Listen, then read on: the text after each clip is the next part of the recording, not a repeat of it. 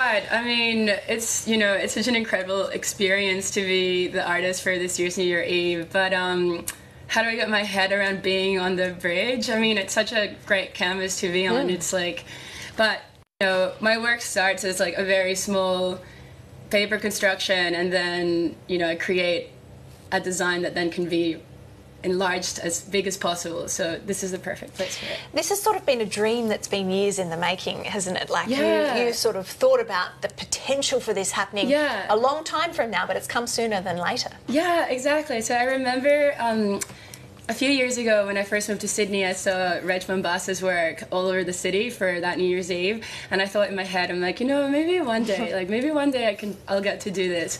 And when I got the email earlier this year, honestly I couldn't believe it. So I remember just like running through my studio and just thinking, I can't tell anyone, but like being so excited. So tell us a bit about the themes that you have this year. Yeah, so the theme for this year is wonder, and I've kind of taken on that word and thought about what it feels like to be in Sydney around this time of the year, and then from that word I've chosen other words to accompany it, such as together and dance and radiate and hope, which to me are just about encapsulating this year's celebration and that idea of of being together and working together for to make the future better.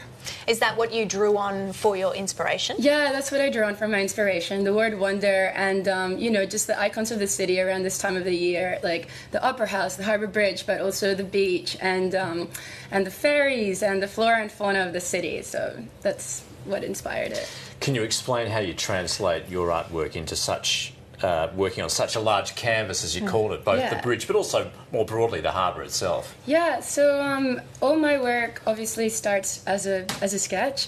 I've got quite a definitive style, so what I do is I cut everything out of paper and then I digitize it. So what that allows is for the work to be very malleable, and you can then enlarge it as big as it can be, and then I get to work with a lot of great people. So obviously there's the agency and the city and everybody else that's involved in the event. You've worked on large-ish scales before, like with murals and things. But yeah, exactly. How different is it to work on a scale like the one that will be tonight? Oh, it's totally different. I mean, I think painting murals, it's such a challenging, it's quite physical, it's something I really enjoy doing. But to imagine my work on, on this iconic,